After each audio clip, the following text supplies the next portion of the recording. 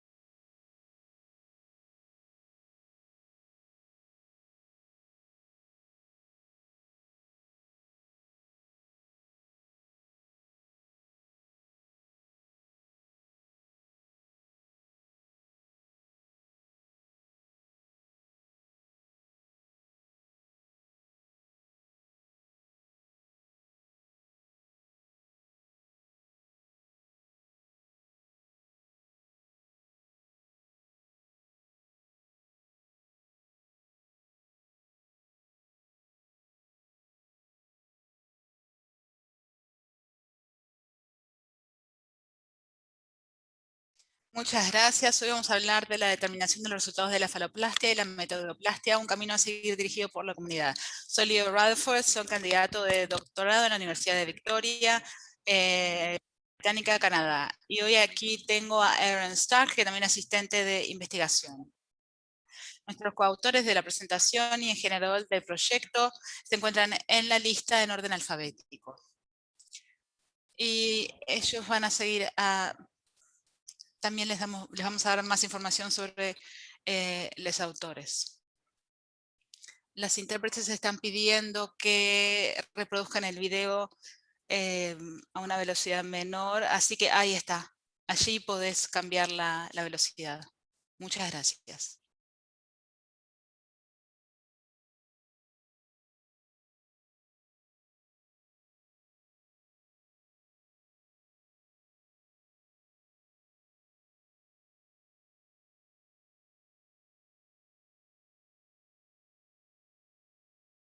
Bueno, podemos ahora sí seguir. Y faltan algunos supervisores que no fueron mencionados aquí. Erin Ward de la Universidad de Victoria y Erin Trine de la Universidad de Drexel.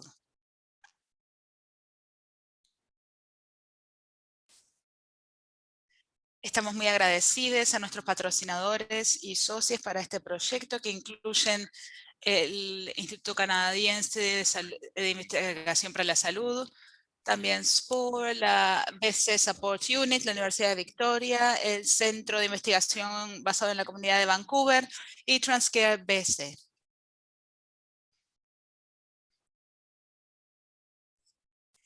El siguiente es un pantallazo de la presentación. En primer lugar, la introducción, qué es la faloplastia y qué es la metoidioplastia, y también les voy a dar contexto sobre los resultados, cómo se determinan actualmente los resultados en la bibliografía, y también luego hablaré yo de nuestro proyecto, en qué estamos trabajando y qué cosas estamos haciendo de forma diferente.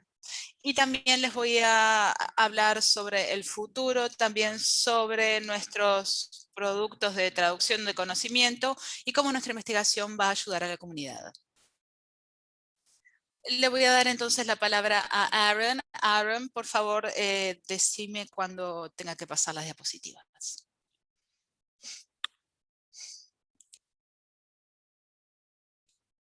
Bueno, voy a hablar de forma muy rápida sobre la faloplastia y metoidioplastia.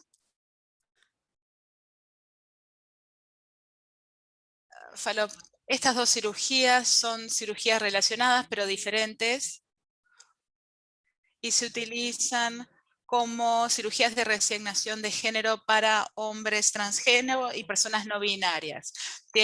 Ambas tienen ventajas, desventajas, limitaciones y complicaciones. Y pueden ocurrir conjuntamente con diferentes cirugías, ya sea en la primera etapa de la cirugía genital o más adelante, según lo que diga la cirujana o lo que desee el paciente. Voy a hablar un poco más de los procedimientos en las próximas diapositivas y voy a utilizar algunos términos anatómicos. Faloplastia.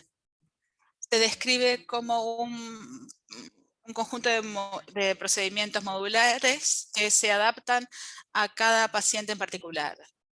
Por la cantidad de opciones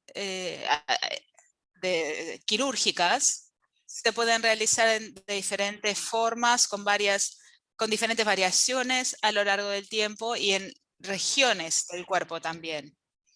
Se pueden combinar con la vaginectomía, que es la eliminación de la vagina, del útero, y también se cierra la vagina. También se puede utilizar la escrotoplastia, que es la creación de un escroto. Y también puede realizarse una prótesis testicular. También alargamiento de uretra y implante de pene. Muchas veces se toman injertos de diferentes partes del cuerpo, por ejemplo, del abdomen, de la espalda o de los muslos. La metoidioplastia, que muchas veces se denomina meta, se creó específicamente para hombres trans y utiliza o aprovecha esto de que el clítoris aumente de tamaño por la testosterona, el tratamiento con testosterona. Los ligamentos del clítoris se liberan y el tejido de los labios se utiliza para el nuevo falo. La uretra se puede alargar más allá de su posición original y se forma este nuevo pene. No se necesita, no hay cicatrización porque no hay un sitio de donación y por lo general este procedimiento implica muchas menos complicaciones. Ahora les voy a dar les voy a contar los antecedentes de los resultados actuales cuando leemos la bibliografía. Los resultados quirúrgicos son características que se modifican como resultado de una intervención quirúrgica. Los cirujanos tradicionalmente son quienes determinan si un resultado quirúrgico fue exitoso o no. La faloplastia y la metoidioplastia muchas veces están determinadas por resultados ideales y estos resultados se consideran exitosos si existe una apariencia satisfactoria, si la persona puede orinar, tener sexo con penetración y también tener sensaciones eróticas al tacto.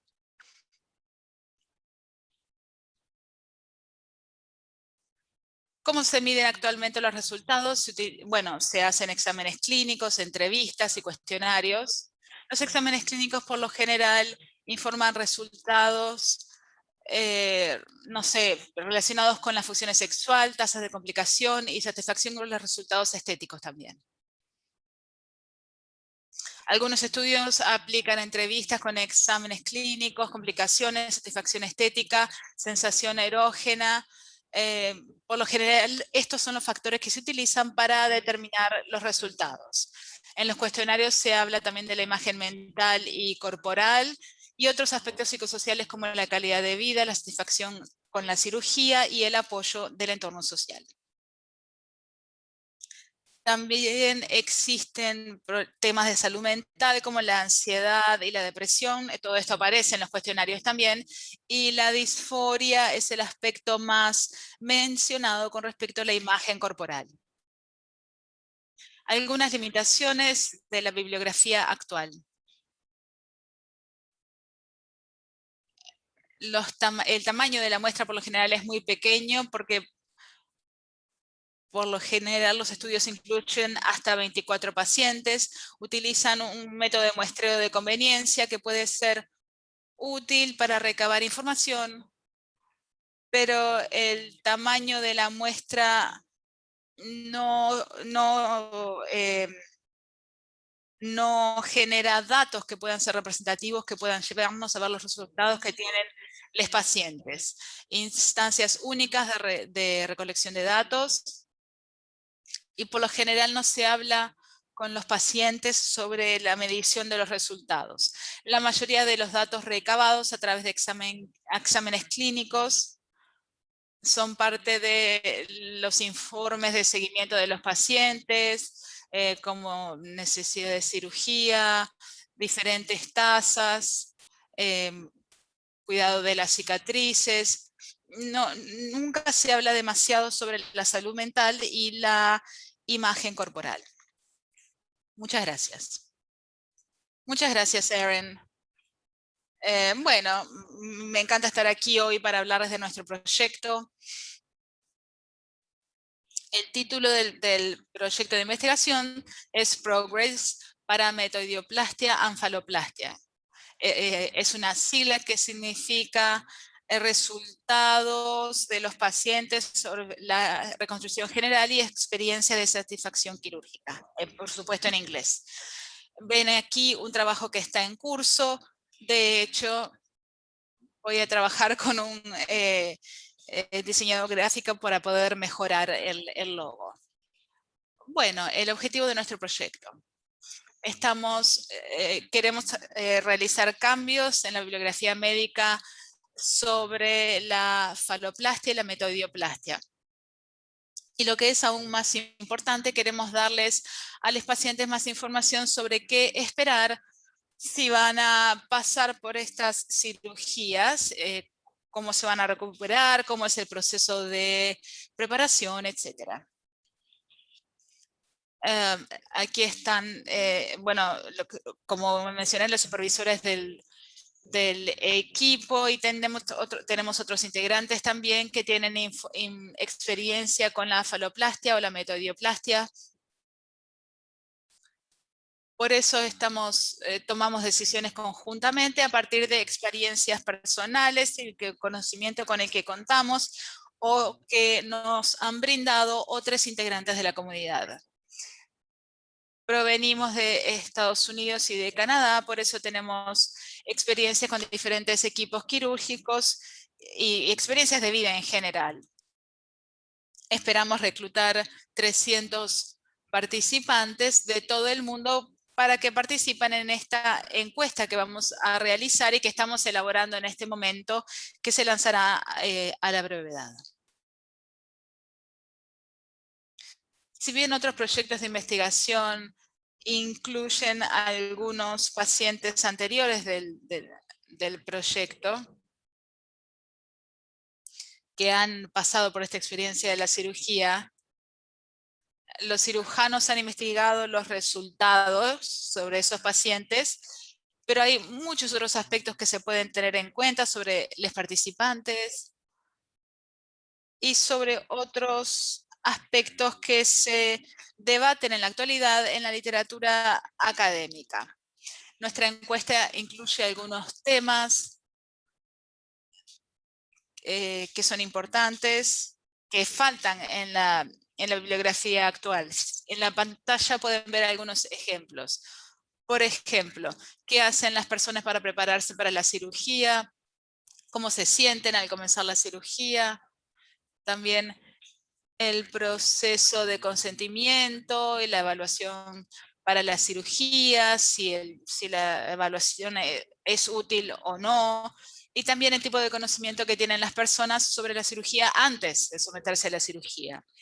También, tampoco se menciona en la bibliografía actual las relaciones entre médicos y pacientes, y también hay que tener en cuenta el uso de algunos equipos quirúrgicos y cómo pueden afectar a los pacientes. Muchas veces no aparece el tema de la depresión postquirúrgica en la bibliografía, y hay que tenerlo en cuenta en la preparación para la cirugía en particular o en general, y también para el momento postquirúrgico.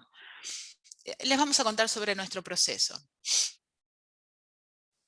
Nuestro proyecto de investigación en la actualidad, estamos elaborando una encuesta para poder recabar los datos. Luego de algunas reuniones decidimos incluir determinados temas, que es lo que mencioné anteriormente, y algunas cosas más. Seguimos diseñando algunas de las preguntas del cuestionario, estamos tomando decisiones con respecto conjuntamente, votamos. Vamos a ver cuándo vamos a lanzar la encuesta. Va a ser probablemente en inglés y quizás se traduzca al francés. También el análisis e interpretación de datos. Vamos a trabajar con el momento de la recuperación de la cirugía, cómo se afecta el bienestar de las personas, y también hablaremos de ciertos grupos y los resultados de la atención quirúrgica o las relaciones con las cirujanas también. También actividades de traducción de conocimiento. En primer lugar, nos centraremos en el impacto en los integrantes de la comunidad. Todavía no decidimos exactamente qué tipo de actividades de traducción de conocimiento vamos a aplicar, y estoy seguro de que al menos realizaremos algunos informes para la comunidad, infogramas, contenido de redes sociales, y esperemos poder tener un panel muy simple para que la gente pueda ver los datos estadísticos y poder consultar los datos que les puedan resultar interesantes sobre el proyecto. Este proyecto es muy interesante para mí, el comienzo, porque es parte de mi tesis, y luego de terminar el doctorado me gustaría seguir trabajando en este campo para poder ayudar con las tendencias y también poder crear investigación en estos temas, para que así se puedan seguir midiendo los resultados de la faloplastia y la metoidioplastia.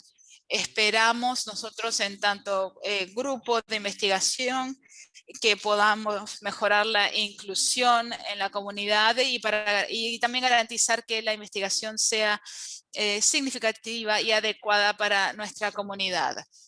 La encuesta se puede hacer en persona, pero también nos pueden preguntar si tienen alguna consulta, pero también pueden visitar el sitio web en línea que aparece en la pantalla. Pueden consultar la web si necesitan información, si quieren alguna noticia sobre el proyecto. Fíjense, porque es muy interesante. Muchas gracias por participar en esta charla, y muchas gracias a los organizadores por darnos esta oportunidad. Nuestra investigación es muy importante para mí, así que siéntanse libres de enviarme un mail al correo electrónico que aparece en la pantalla, o al telestudio que aparece en gmail.com. Y vamos a poder, lamento no estar en vivo, y espero que puedan disfrutar el resto de la conferencia.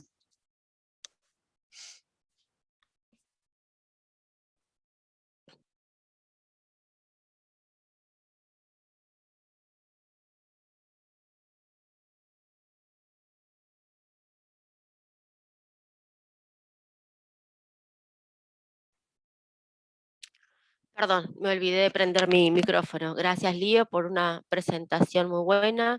Espero que puedan buscar más información acerca de esta investigación, que realmente parece ser un muy buen proyecto, muy basado en la comunidad.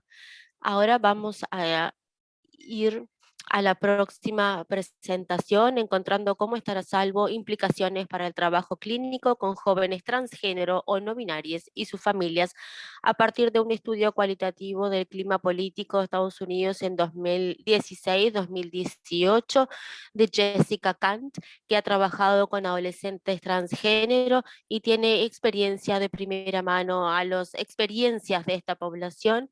Es la analista en jefe de Boston Children's Hospital y también es terapeuta familiar para, y, y quiere brindarle un marco sociopolítico a las discusiones terapéuticas. Como mujer trans, utiliza no solo su experiencia como terapeuta e investigación, sino que también sus propias experiencias en el análisis de las fuerzas sociales que afectan a la población transgénero y a la juventud transgénero.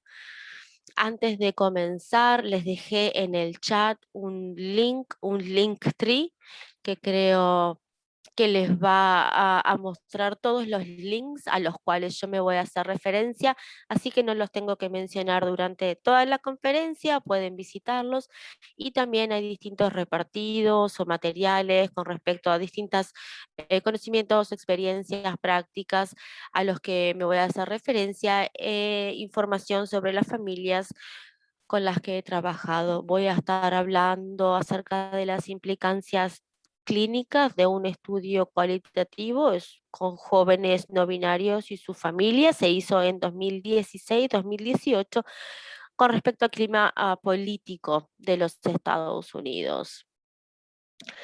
Para recordarles a los que no están en los Estados Unidos que las elecciones de 2016, probablemente todos nos acordamos, fue la elección de Donald Trump, y hubo muchísimos referéndums, sobre todo con respecto a los accesos a los baños públicos, y esto fue, se hicieron un montón de entrevistas al respecto. Este análisis secundario, que fue parte del proyecto más grande acerca de las narrativas de la juventud trans y de su familia, se llevó a cabo entre 2015 y 2019 y analizamos los efectos sociopolíticos de estas elecciones. Ah, en el Linktree van a encontrar información acerca de todo el conocimiento subyacente con respecto a a la terapia familiar moderna y a a las corrientes que analiza a la familia como un todo. Tenemos un set de datos con 20 familias, 20 jóvenes trans o no binarios, 11 hermanos y 29 cuidadores. Se dedujo de manera deductiva inicialmente el libro de códigos, después de haber establecido la confiabilidad. Biter es el otro codificador que trabajó conmigo, y los temas preliminares se utilizando un análisis temático y de inmersión o de cristalización,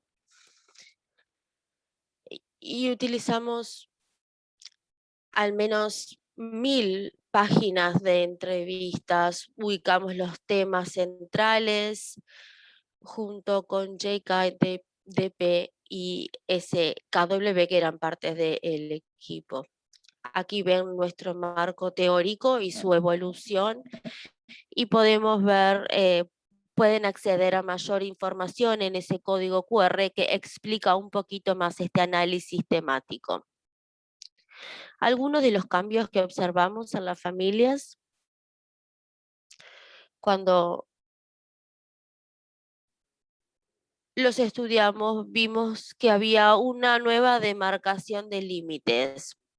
Por ejemplo, los otros familiares no inmediatos de la familia, que quizás eran muy conservadores y hubiéramos pensado que iban a quedar fuera, digamos, de la familia, o que hubiéramos esperado que se cortaran las comunicaciones como para proteger a la juventud no binaria o trans.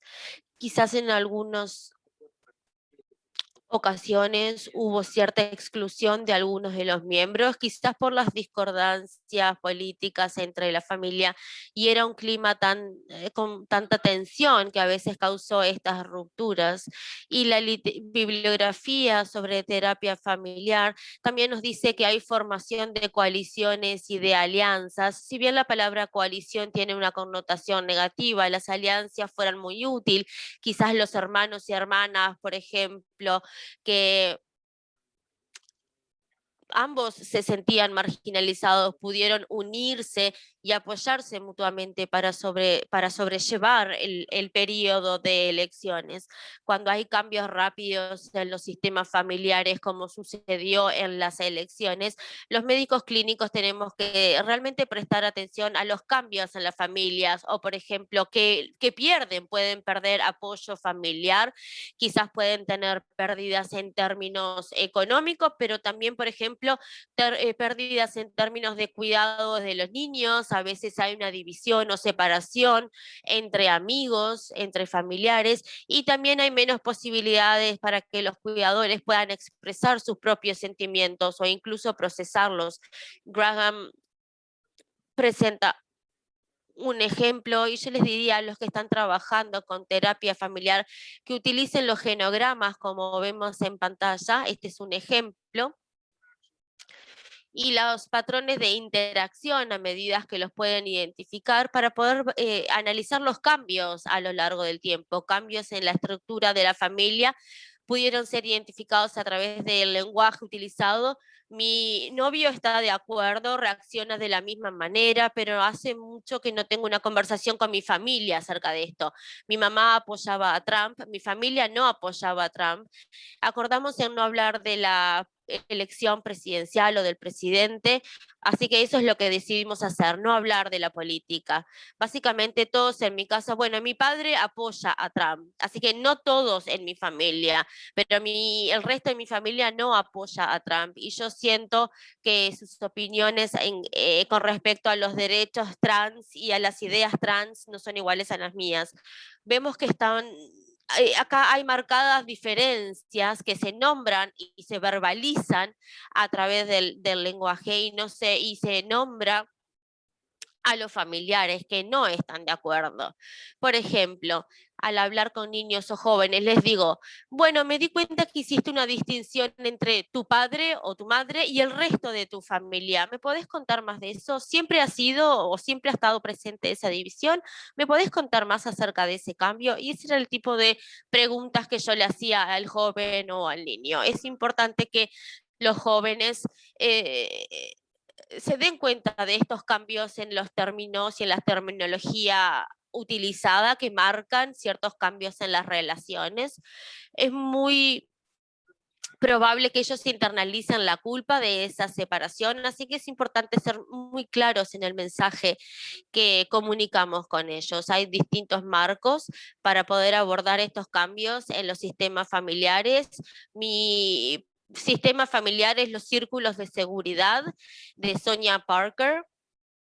Como ven en pantalla, tenemos el círculo central, y a medida que nos alejamos del centro, vemos, bueno, quién sabe qué está sucediendo, qué no está sucediendo, o con quién estamos más o menos de acuerdo. Y al centrarnos el quién, no tenemos que explicar tanto la necesidad de recurrir a apoyo externo. También hablamos de la misinformación y de todos estos elementos nuevos. Les quiero decir a los médicos clínicos que no es una opción el estar consciente o no, o el estar informado acerca de lo que le sucede a la comunidad trans.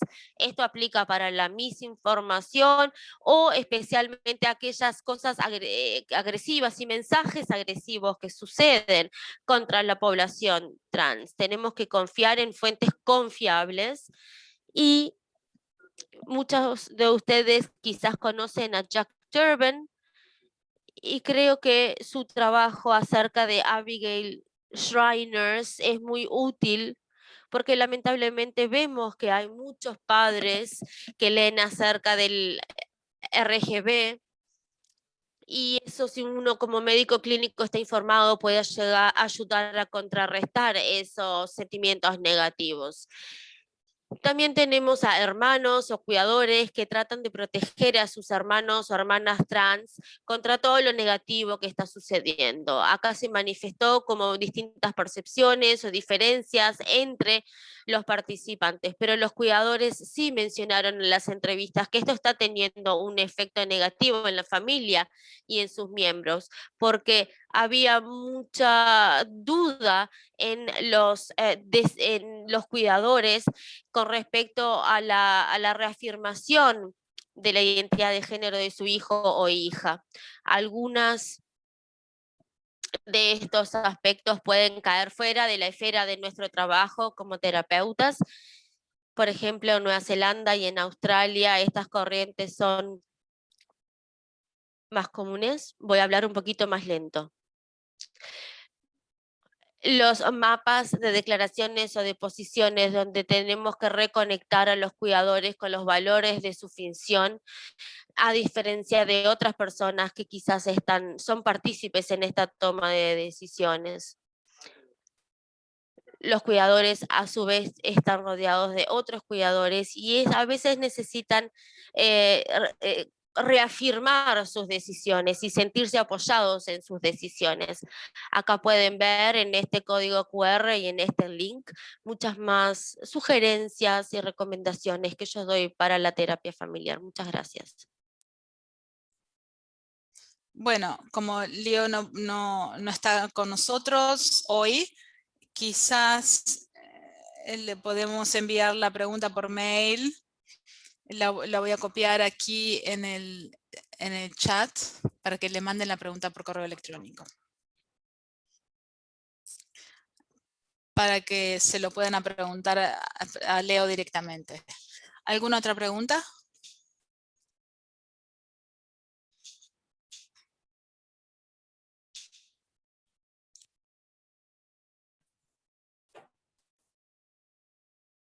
Can I ask one? Yo tengo una pregunta.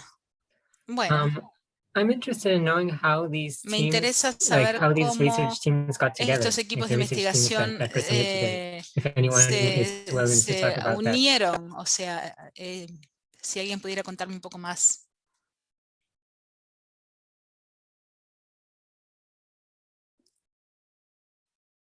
Yo puedo hablar del tema si quieren. Fue como un proceso a largo plazo.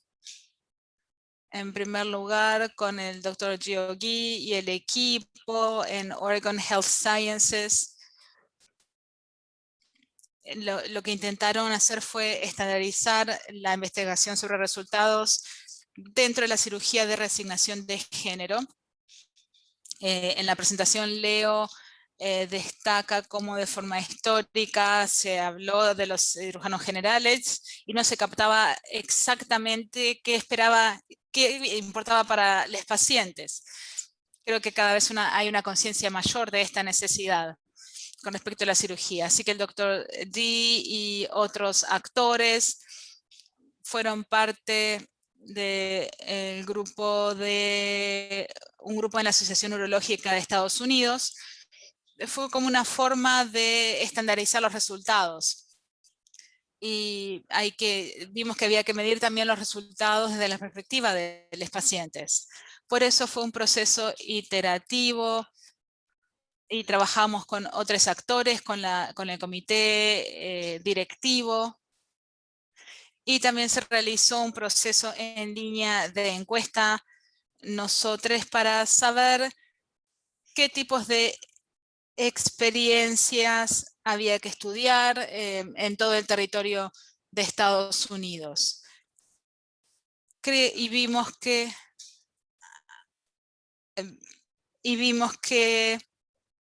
o sea, evaluamos los integrantes del comité directivo antes de pasar a la siguiente etapa. Muchas gracias. por esa respuesta tan detallada.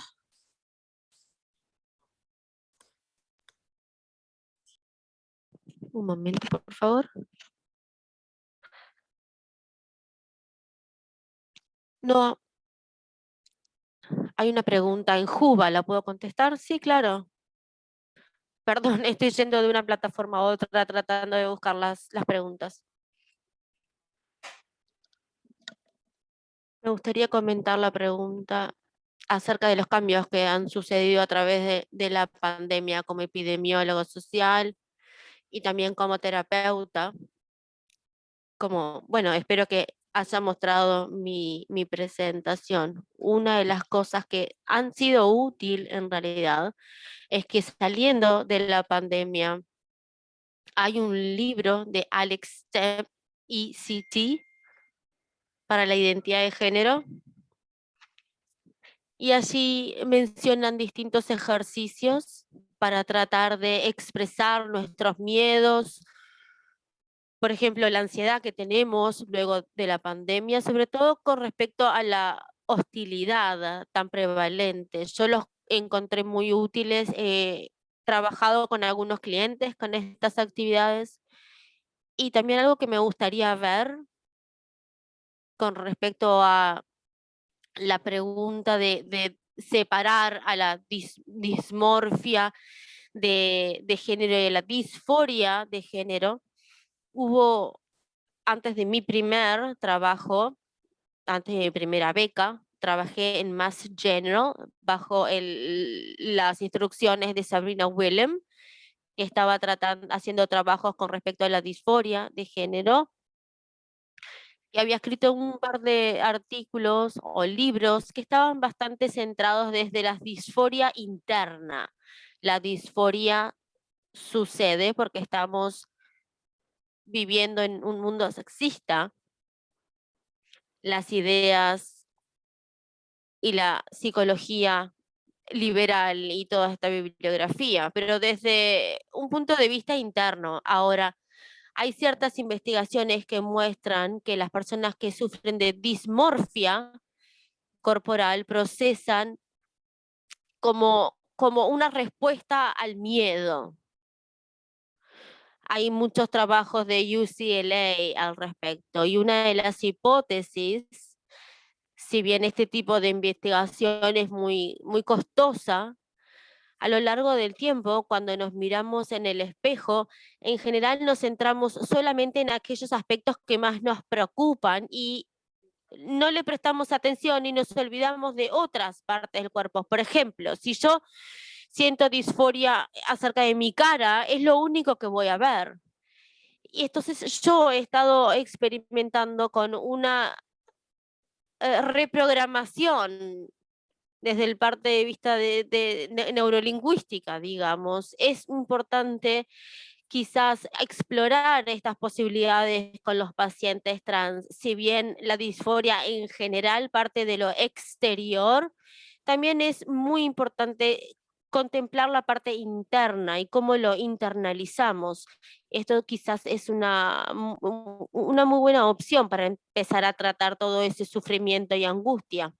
Sí, muchas gracias. Quizás sería bueno poder elaborar un poquito más acerca de esto y que me contaras cuál es tu experiencia al trabajar con clientes y asociados con las cirugías para reasignación de género. Digamos que un cliente viene y te dice que quiere tener una intervención o que tuvo una intervención en la parte inferior de su cuerpo. ¿Cómo es ese proceso de trabajo? Tengo que habilitar tu micrófono, ¿verdad?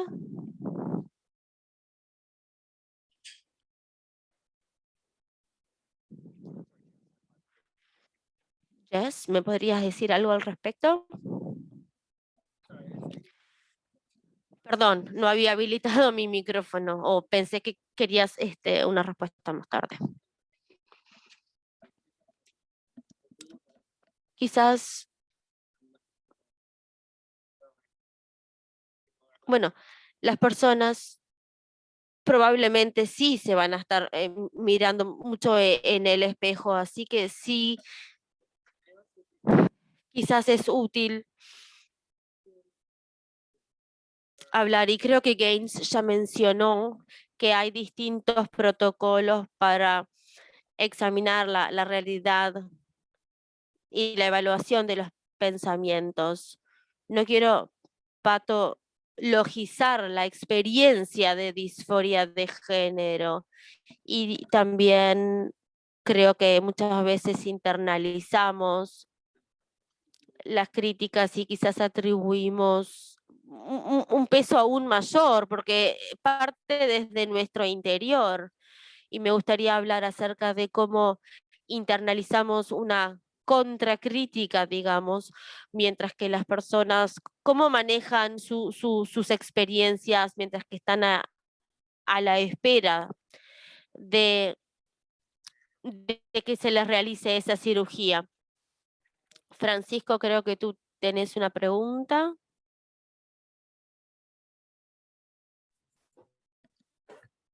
Oh no, I already asked mine. No, yo ya hice I mi could read the pregunta. one by Theodore, or you could read it because I'm recording in Spanish, so I think I'm going to mess up the Quizás tú recording. puedas leer la otra There's pregunta one porque yo estoy by haciendo la Theodore grabación Davenport en and one español. by Jack Lilith.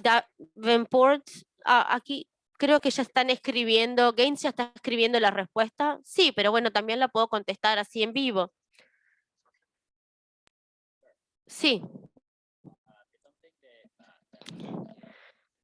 La pregunta era acerca de la discriminación por las bases de el índice de masa corporal y aquellas personas que tienen cuerpos más grandes o obesos a la hora de tener una cirugía de reasignación de género. Tendría que, bueno, corroborarlo porque la lista de grupos prioritarios era bastante grande, pero creo que no fue parte explícita de nuestra encuesta del comité de dirección que esto haya sido un aspecto principal, pero sí se puede analizar con respecto al acceso. Creo que no era una de las preguntas que se priorizaron en la investigación. Yo sé que es algo en lo que mi propio equipo de investigación está tratando de hacer un análisis más detallado de este factor del índice de masa corporal. Sé que la asociación CHIPAS ha estado haciendo trabajos con respecto a esta temática y me gustaría mucho contribuir, pero lamentablemente no hay mucho en el informe de CHIPAS acerca de este tema en particular, pero sí, sin duda que sería interesante que se pudieran hacer más trabajos al respecto. Gracias. Están escribiendo en el chat. En TransArc sí fue una de las prioridades, pero dentro de la lista de 26 prioridades. No fue una de las 8 prioridades que surgió en la encuesta de TransArc. Y vamos a mandar por Twitter el póster del índice de masa corporal, pero no va a ser parte de una de las sesiones, sino que uno de los pósters que van a tener en la plataforma. No sé si, bueno, en general, ustedes recuerdan cuáles son los requisitos del índice de masa corporal. ¿Cómo lo explico? Según mi experiencia, cuando la gente analiza en hacerse una intervención quirúrgica, que hay a veces algunos requisitos de índice de masa corporal que son, bueno, difíciles de entender si realmente son tan estrictos, si realmente son flexibles con ese requisito. ¿Qué me podrías decir? En el contexto de los Estados Unidos, sé que esto es distinto en los otros sistemas de salud, pero acá no está estandarizado. Yo creo que hay una cifra que probablemente la vean o la escuchen cuando los cirujanos estarían dispuestos a hacer la cirugía o cuál es la cifra de corte, digamos. Quizás en los Estados Unidos pueda ser una cifra más alta que en otros países, pero no lo puedo decir a ciencia cierta. Sin duda que es una conversación que deberíamos tener más. Creo que está ganando cierta tendencia. Creo que como parte de la salud trans sería un un buen tema para nosotros y sería bueno buscar más evidencia con respecto al índice de masa corporal y su relación con las cirugías de reasignación de género. Me gustaría que esto sea un tema que se empiece a investigar más en la bibliografía y sería muy bueno hacer trabajos, colaborar con otras personas en la investigación de este tema en particular. Sí, gracias. Sí, espero que nos puedas poner ese link, si lo encontrás, ese link del artículo en el chat. Tenemos un par de preguntas más de Jack. ¿Cuán estable crees que la definición de 4 partes de disforia de género a largo plazo? Y si tuvieras que conceptualizar la angustia trans